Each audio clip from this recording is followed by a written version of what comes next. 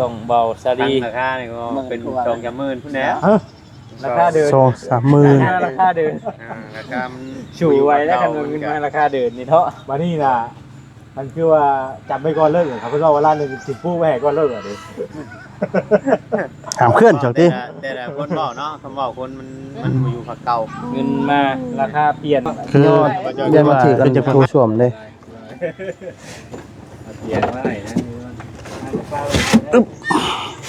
ได้นั่งนะได้บ่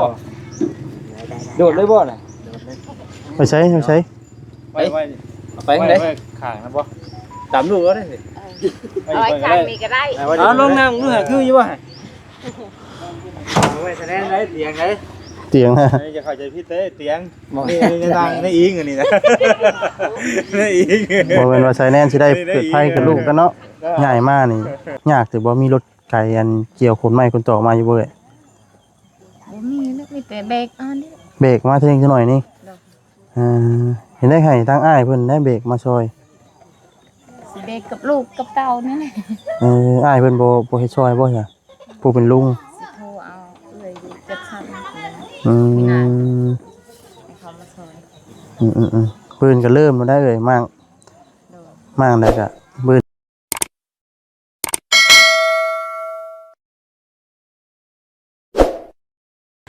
พี่น้องเนาะกราบทักทายสบายดีเด้อสบายดี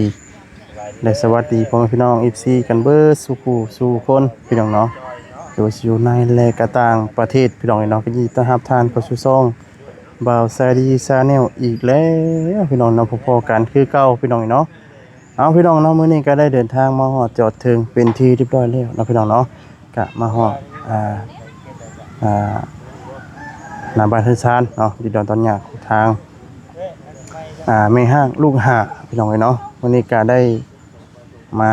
หาทางพี่น้องเนาะ นุ่มย่ำนี่ก่อนไปทำแล้วแหละเมื่อกี้นี่แล้วเบ้าอยู่กับพี่เจ้าเพิ่นมันบ่ได้เว้าคือเรา ได้ เว้า ได้ยินทางเอื้อยที่ดีเพิ่นบอกว่าแซ่สิไปถามเบิ่งแหน่ว่าตอนนั้นแต่ว่าแซ่ก็ยังบ่พอจะได้ไปนะ ตัวว่าคือจะยิงทางบ่าวบอยเพิ่นถามมานั่นดินทั่วร้านนึง เมื่อกี้ล้านนึงไม่ได้เขาถามเสื้อทองนะทองล้านบัดนั้นไปถามอีกมื้อนี้บัด เพิ่มอีก เพิ่มเป็นนี้ สบายเด้อ เอาบัดนี้ สบายดีเนาะทั้ง กะ ช่องเบาซา ตั้ง ดี ราคานี่ก็เป็น2-3 หมื่นพุ่นแหล้ว ราคาเดิน 2-3 หมื่น ราคาเดิน ราคามัน ชูไว้แล้วกันเงินมาราคาเดินนี่เถาะ มานี่น่ะมันคือว่าจำไปก่อนเลิกครับเพิ่นว่าว่าร้านนึงสิปูไว้ให้ก่อนเลิกอ่ะดิ ถามเคลื่อนเจ้าติ แต่ละคนบอกเนาะคำบอกคนมันมาอยู่ภาคเก่า เงินมาราคาเปลี่ยน คือว่าคือจะเพิ่น บา ว่า งเมืองว่าช่วยเราสิไปอันมื้อไหนเห็นเพิ่นน่ะมื้อ อื่น บ่ได้ชื่อพ่อ บ่มานัดไว้ทางเบิ่งน่ะว่าสิเปลี่ยนหรือบ่เปลี่ยนอันนี้ก็ยังบ่ได้คุยต่อปากกับมัน นี่ว่าแสนชื่อ6ล้าน นั่นแหละเพราะว่า โอ้รักบ่ได้บ่เพียงเลย มัน รั ก็ กงอพุ่นใด โอเคแล้ว งอน่ะพุ่นใดคือ ม พวกเอาอยู่ ง ซั่ อน นี่ ตัวนี้ได้ ผมมาเกี่ยวผิด เดี๋ ดิ ยวนี้ มาใช้รักไฟฟ้าเด้อบ่ มาใช่มันบ่ตัดมานี้นี่มันสิมีอันนี้มีอยู่ อ๋อเกี่ยวไปใช้กบยุ่มฮะ ก็โอเคอยู่ โอเคอยู่หาร้านเนาะ แม่น ธรรมดา เงินเนาะเอ้ยนะ ธรรมดาได้ทานสิว่าโอเคแล้ว สมมุติว่าเฮาปลูกเรือนนี่เฮาต้องปลูกอยู่ช่วงระหว่างกลางเนาะให้มันมีทั้งมีหน้าบ้านและมีต่างบ้านคือ ๆแล้วก็มีข้างบ้านเนาะ มีทางบ้านมาอย่างแน่เพราะว่านั่นเกิดบัดต่อไปของน้ำของในเนาะของน้ำอยู่ ปลู ทาก ง อยู่ระหว่างกลางนะให้มันมีหน้าบ้านนำคือนะ มีคนปั๊บตัวเนี่ยมันก็ไม่แน่เนาะว่าจะถ้ามันมีหลังบ้านนำน่ะ โดย มาเนาะมาแจ้งบอกเพิ่นมา ใหญ่มาอยู่พี่บ่ ว่ามาอยู่ที่เพราะว่าต่อไปถ้าว่า มีไม้มีตอกเนาะ ต่อเฮาอยากให้นอนเผาอยู่ที่นะครับ เพราะว่าสำหรับมุนเฮาบ่อยากพูดอยู่เนาะก็อยู่ดูดินเฮาไปอยู่ที่แหงอยู่แทนอยู่หยังมันก็ไล่อยู่ คนน่ะอยาก ใช่ จ นะเออมันเฮ็ดพอดีเฮ็ดยากนะเฮาอยู่นี่ก็ได้อยู่แล้วมากกว่าเฮาอยู่สุขาวอ่ะนะได้น่าจะได้อยู่บ่คือว่าเฮาไปบอกแล้วว่านี่แต่มันดู ำได้อยู่แล้ว ถ้ามีเพิ่นแล้วคือ สบายเนาะยังโมนี่แหละ ดินเจ้าของบ่ ดูแอบดูว่า เห็นผู้เจนก็ได้ บางเทื่อเฮาเฮ็ดเรือนแล้วอยากเฮ็ดเรือนพื้นเรือนไฟได้ก็ได้ ยังกันอันญาติเว้ากันน้ำดังเนาะ มันก็กว้างจังซี่เนาะ กวางเลยกวาง โอ้กลายว่าพ่วงเลยเห็นนี่ ว่าอยู่ชนได้ชนนึง เคยอยู่ส่วนใดจ้ะคือว่าเขาว่า ครับว่าปลูกในดินเอื้อเองเนาะ เอาเตียงเอาหยังมาน่ะนะ สิพวกอยู่มุมใดเอ้ย เราไปดูเจ วั นั่ น น ไหน บ่ ก็ได้ ดูเจก็ผมยุ่มเหมือนบ่เนาะ จะได้ห่มบ่ บอกเจก็ผมยุ่มเหมือนได้ เนาะก่อนก็ได้ว่ามันเพื่อนที่อยู่ เพื่อนมันอยู่มันอยู่แต่มันหอดมาพี่เพื่อนน่ะ แม่น เพราะว่าดินเขายังหอดผูเลยมันอยู่ระหว่าง ถ้าเอาแก้เสียงลงซะก่อนเนาะ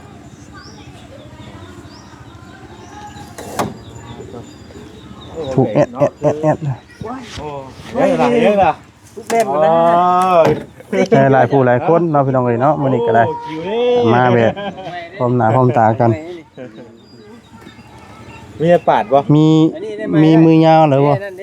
ถูกแอดแอดแอดแอดลงยังบ่ ได้บ่จ้ะ ได้อยู่ข่อยมัดอันนั้นทุกเอา ได้บ่เวียง ได้แล้ว ตัวนั้นบ่แม่นเด้อมันสวมเด้อบ่แม่น ต้องขึ้นไปย่อเอาตัวมันเกิด มันจะ ทำ ไปให้ มันต้องขึ้นไปย่อผู้หนึงเลย ขึ้นไปเถอะ ย่อยันมันถือกันโทรช่วมเลย เสียงว่าไหนนะไปนั่งนะได้บ่โดดเลยบ่น่ะ ไปใช้ ไปไปได้ข้างนะบ่ตามลูกก็ได้สิ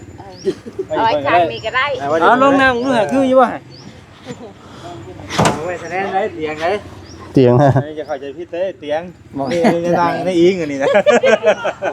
ได้อิง บ่แม่นว่าใช้แน่นสิได้เกิดภัยกับลูกกันเนาะ ครับเตียงแล้วมานั่งลงด้วย เหมือนสำนวนเราสิได้ดูอยู่จักฉันเนาะ บ่ว่าเนาะ มานั่งเบิ่งวันนี้ไปเลยวันนี้เนาะแล้ววันอมไม้อมตอกเลยเด้อตู้บ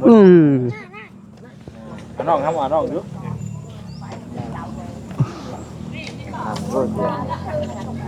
เตียงใหม่เนาะคือเดี๋ยวดิ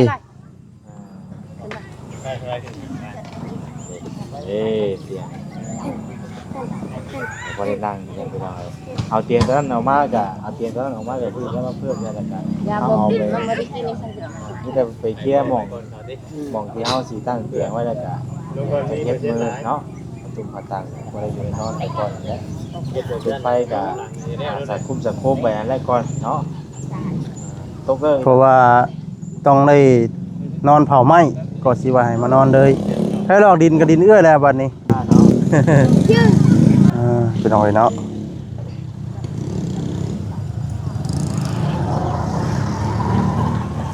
รถใหม่เนาะอาจจะดีมากละรถใหม่ นั่งวันนี้ โอ้ยเรียบร้อย ล่างเหตุผลเนาะ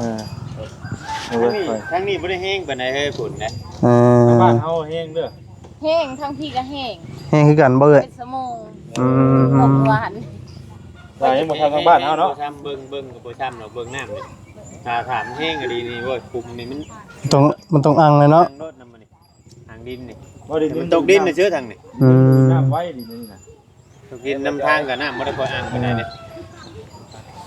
ต้นหมอนี่ สบายดีสบาย ทางเอ้ยนวลพี่น้องเอ้ยเนาะอีก2คนไปใช้ชื่อเอ้ย ไปเลยผู้หนึงนึ่งขาว โดยแม่พุ่นอ้ายผู้โคกนี่กันมาก็ตอบมามื้ออื่นเด้ออื่นน่ะมาเอ้ยมาอยู่พี่แหละดินดอนทั้งเอ้ยพี่แหละเพราะว่าต้องได้บัดเพื่อทั้งบ่เสียเพิ่นสร้างไม้ทั้งต่อเข้ามาก็สิได้นอนเผาเจ้าหน่อยก็สิได้ปลูกอหยังหันแหละเพื่อเพิ่นเว้าสร้างเพิ่นเกี่ยวข้าวแล้วครับเป็นได้ทั้งในบ้านเพิ่นเกี่ยวข้าวสิได้แล้วบ่ แล้วเลยตันแล้วเพิ่นก็น่ะตันเห็นเพิ่นคนเข้ามา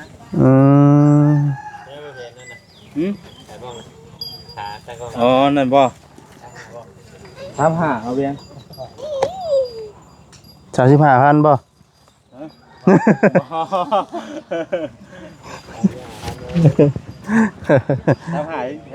เพราะว่าบวกค่าส่งค่าหยังน่ะมันรวมกันน่ะครับว่า 346,000เด้เพิ่นดูให้ใครเราบ่ได้สิเด้ มันแตกต่างเนาะ ได้ต่างอยู่เบิ่งนี้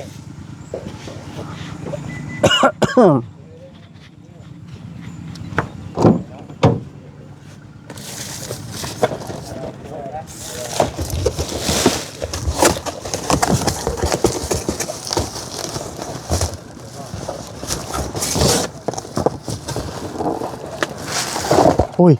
เห็นบ่ ลุด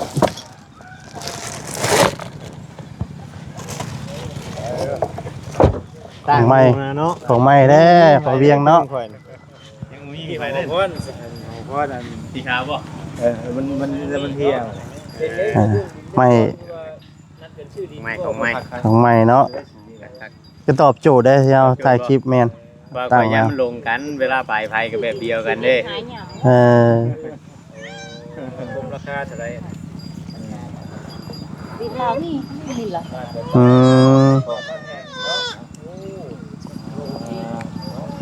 ซื้อไข่มาให้พ่อมันนี่เด้อครับไว้ต้มอยู่กันกินเด้อมีไข่แค่นึงแต่ก็ยังบ่เห็นอีกนึงเอาไว้เพิ่มเติมอีกกันอะไร นี่มันนี่หยังมันแถวว่าสิ ตัวนี้เมียนอัน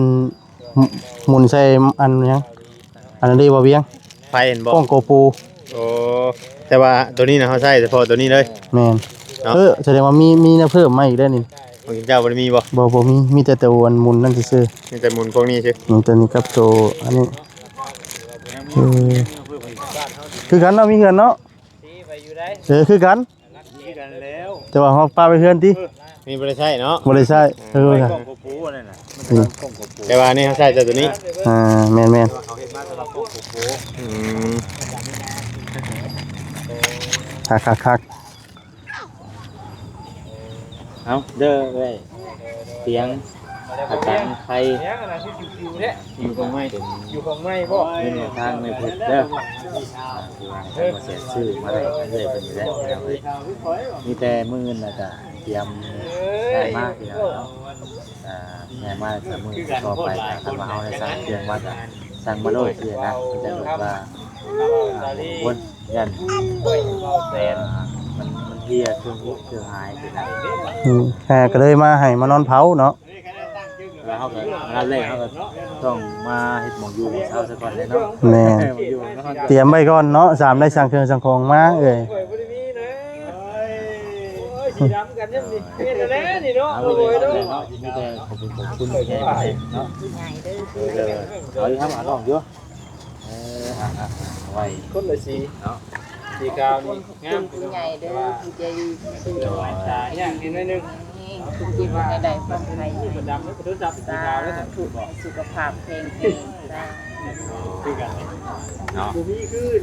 ในบ้านเพิ่นเกี่ยวเขาได้หรอบ่แล้วแหละที่บ้านที่เมืองบ่ว่ามื้อนี้ทั้งบ่อยๆนะ ฝึกคนเข้า คือว่าถ้าเกิดเพิ่นเอามานอนอยู่ได้แล้วก็เฮาก็เอามาได้กับเสาเนาะคือว่าเรานอนเอาเสาเนี่ยมาเริ่มเห็นเครื่องเห็นคองคือนะ ก็เกี่ยมไว้เลยเนาะ ไปเลยถ้าเฮ้ยเนี่ยบ่ไปเลยอยู่โอ้ยน้องคือมานั่งเตียงอยู่ที่บ่ได้เด้ ตกเลยเนาะ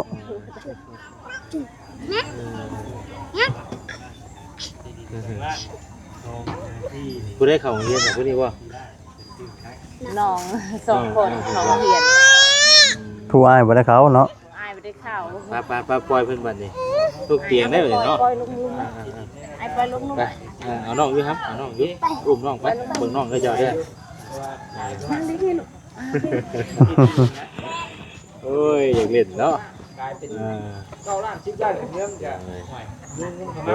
น้องเบิ่งน้องเด้ออย่าน้องกินนั่นไม่กินตอกไปล่ะ นอนอยู่นี่ก็ได้ต้องไปบอกเจ้าของก่อน เนาะ เป็นหนาว มันจะคักเพราะว่ามันบาดเฮาเครื่องแล้วมันก็นั่นเติบหลายเดี๋ยวมันสิ เกะกะเวลาเฮายุกเนาะ ให้บ่มันยากอยู่ได้ เด้อ เพราะว่ามันต้องได้ใช้หยังจ่ายบ่จ่ายไว้แล้วค้ำบัดเฮายุกขึ้นเด้ นอกเนี่ยเฮาแล้วเฮาจะเข้าแล้วมันง่าย นอนโชว์ข้าวก็ได้อยู่ดอกบอกพอเพิ่นได้อยู่ เพราะว่าถ้าว่าเฮาเครื่องอย่างเงี้ยแล้วมันจังบ่เกะกะกันทีนะแล้วน่ะดูเสียงเขาจอดยังอยากกลับเก่าบ่ยังกลับเลย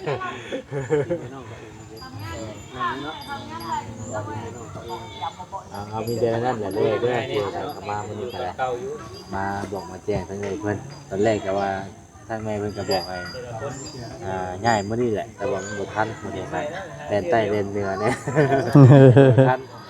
เฮามาบอกให้เพิ่นไว้แล้วก็ให้เพิ่นรู้แล้วก็นำเอาจังคอยคนมาเรื่องของเขาบอกเพิ่นนำ โดย อ้ายคนนั้นมาเขาได้มาอยู่แล้วสินะมันจะโดนมีกันสินะ ถามว่าชื่อสุ่มก็เนี่ยถามว่าชื่อสุ่ม พอจะนะเขาก็จะได้มาดูอยู่แล้วเนาะ แม่น เขาเองได้บัดเพราะว่าเครื่องกองต่อไปมันว่าอะไรเพื่อสร้างเพิ่นมาเฮ็ดเพื่อเครื่องไม้เครื่องมือเพิ่นนี่บ่ได้เนาะเพิ่นอะไรที่เพิ่นบ่อยากมาป้าไว้อยู่นี่ เพื่อกันนอนเผาเนาะ ไม่เป็นตอกกระแตกก็มันหลายเลยบ่ได้ถึงนี่ถึงช้างเอาเพราะว่าเครื่องมันมีแล้วบ่ได้เนาะอันนี้คือว่าต่อไปคืออะไรเนาะมีแต่ว่าแต่ว่าท่านใดแบบซอยเนี่ยก็สิโทรเข้ามาได้พี่น้องเด้อเนาะตั้งไงดีอย่าดีเด้อถ้ากันที่เขายังบ่ได้ถ้ายังกินเว้ยแกงหอย เก่งหอยแล้วนี่มีไข่อยู่บัดนี้มีตุนไข่แล้วบัดนี้เนาะ ตุนกอกตุนไข่กินแล้วเนาะ นั่นแหละเด้อเด้อก่อนเดือนก่อนว่าสัมภาษณ์เงินเจ้าจะเดินทางกลับบ่ไปคือเก่าอีกนะ โดย จะเอาส่วนใหม่ว่านุ่งก่อนแล้วก็สิได้เอาส่วนมันได้แต่มือมันจะขอใหม่มือมาแล้วก็ได้มือเด้อสิมาเฮ็ดนี่แหละมาเบิ่งน้ำมองจัดแจงมองอยู่มองเช้าได้ก่อนสิได้ซั่นก่อนว่า เพิ่นเด้ให้ทางเอ้ยเพิ่นถามเลยว่าจุดนี้ก็ปลุกได้บ่ชั่วคราวน่ะ บ่ได้ถาม ไก่ห่มบักขาม อยู่ทุกข้าวนี่ก็เอาไปจังสิได้เตรียมหมองที่มือเรื่องสร้างอีกนะ แม่น นั่นแหละก็คันว่าแล้วบ่นอนอยู่ทุกให้ทางบ้านเพิ่นเอาเสาหยังมาป้าไว้เลยก็ได้ถ้าเคียงเสาก็ว่าสิสร้างมามื้อนี้ก็ยังอีกเคียงนึงตั้งแต่มื้อนั้นเพิ่นยังบ่ได้เทเลยเพิ่นก็ไปเกี่ยวข้าวคือกันทีเดียวเนาะ ลูกน้องเพิ่นเกี่ยวข้าวคือกันเนาะยังบ่แล้ว ยังบ่ทันได้มาส่ง อีกอันหนึง ตอนแรกว่าสิสร้างมามื้อนี้เป็นเคียงเสานะแต่ว่าเพิ่นเทได้8เสาแล้วตอนยังอีกอันนึงเอาอยู่ดีไม่แห้งเด้อโชคดีเด้อ โดยเนาะ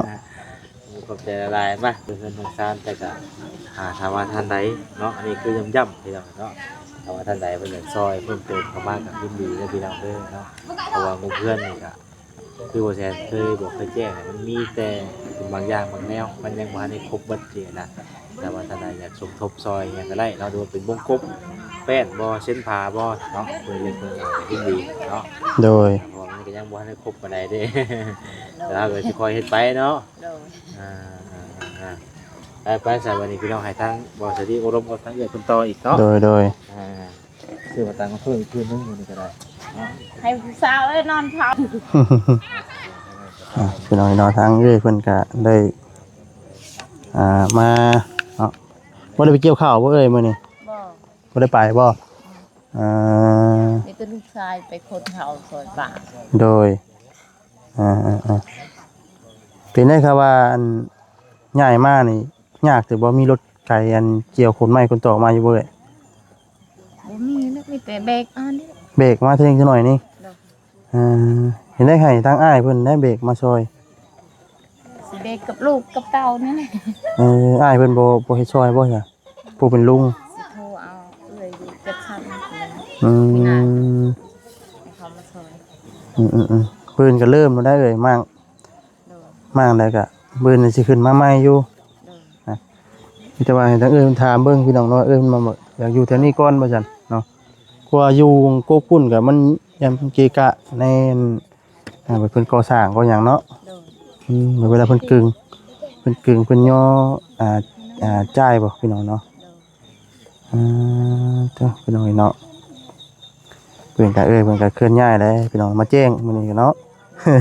มื้อนั้นยังถามกันอยู่พี่น้องเนาะว่าสิเอาจังได๋ว่าซั่นเนาะคำว่าไม้มานี่ต้องได้นอนเผาเลยพี่น้องเนาะเพราะว่า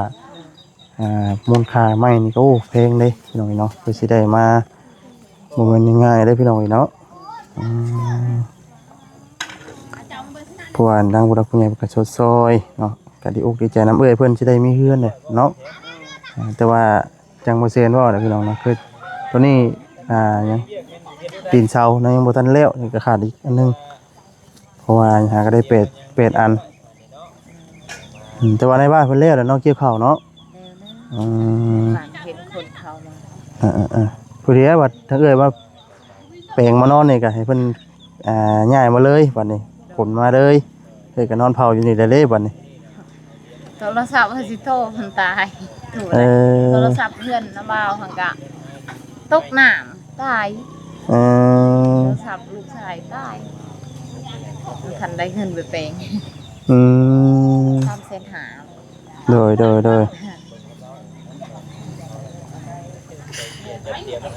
นี่ก็ทั้งเอ้ยเพิ่นก็ยังบ่ได้ไปหาเกี่ยวข้าวมื้อนี้เนาะ